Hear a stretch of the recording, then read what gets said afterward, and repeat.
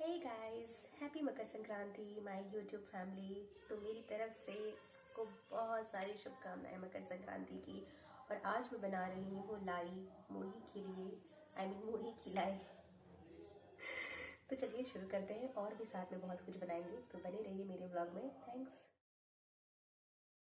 तो सबसे पहले मैंने यहाँ पे गुड़ को अच्छे से मेल्ट कर लिया है। मेल्ट करने के बाद मैंने ये एक कप के मेज़रमेंट के हिसाब से मैंने यहाँ पे 250 ml का कप लिया है, जो कि मुझे लगता है कि बहुत ज़्यादा हो गया है। और मैंने गलती से इसमें ही ग्लास भर के यहाँ पे मुरमुरे मैंने डाल दिए हैं, मतलब पाँच पाँच बार करके, 5 बाउल या बोलिए, या फिर 5 का ग्लास बोलिए, उस हिसाब से मैंने यहाँ पे डाल दिया था। क्योंकि 5 बाउल में 250 ml जो है, बड़ा कप था वो जिससे मैंने गुड़ लिया है, तो वो वाला जो गुड़ है वो ज़्यादा हो गया था। हालांकि आप इतना गुड़ ना लें, गुड़ जो है वो बहुत ही ज़्यादा इस्तेमाल कर दिया था मैंने, जिस वजह से मेरी लाई बन तो रही थी, लेकिन बहुत ही ज़्यादा वो नमी वाली बन गई थी।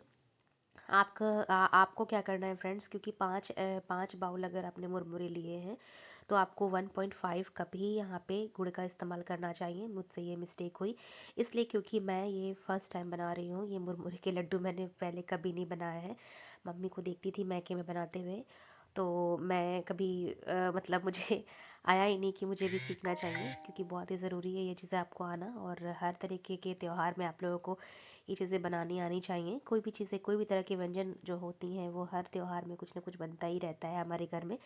तो यहाँ पे मैं 2 तरह के लड्डू बना रही हूँ, तिल वाली। एक ये काले वाले तिल की लड्डू बना रही थी मैं। यहाँ पे थोड़ा सा 2 चम्मच घी डाल दिया था, और 2 चम्मच यहाँ पे मैंने गुड़ का भी इस्तेमाल किया है।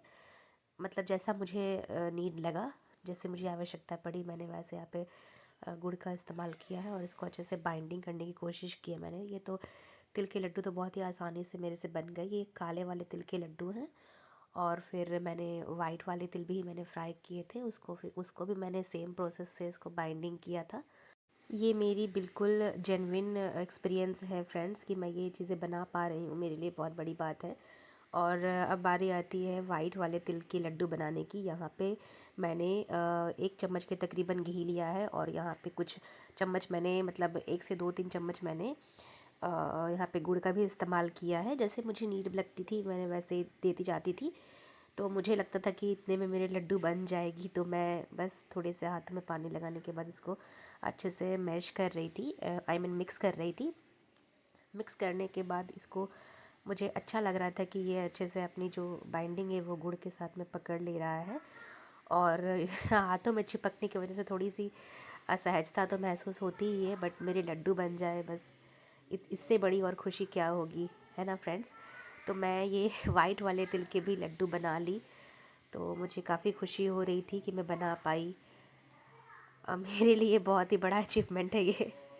मैं अब बता नहीं सकती आपको कि मैं कितनी खुश थी। और अब यहाँ पे मैं बना रही हूँ फर्रे। यहाँ पे मैं चावल का आटा ली हूँ। ये एक्चुअली 500 ग्राम आटा है चावल का। उसमें जैसे ज़रूरत पड़ती है वैसे वैसे करके थोड़ी थोड़ी पानी डाल के मैं यहाँ पे इसके सॉफ्ट डो तैयार कर ली हूँ। करके अच्छे से रख दी थी मैं वहाँ पे।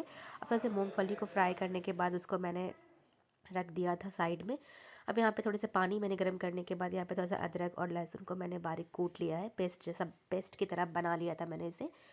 और अब क्या था, यहाँ पे अच्छे से मैंने तैयार कर दिया है सारी चीज़ों को, कि मुझे दिक्कत ना हो। अब यहाँ पे मैंने काबली चना को बॉईल करने के बाद अच्छे से इसको ग्राइंड करने के बाद इसकी स्टफिंग मैंने तैयार कर ली थी। अब थोड़े से हल्के से हाथों में पानी लगाने के बाद इसके छोटे छोटे लोइयाँ बनाया मैंने। बहुत ही रिस्की वाले काम है ये फ्रेंड्स, क्योंकि ये वाली चीज़ तो मेरी सास बनाती थी, और मुझे बहुत पसंद है।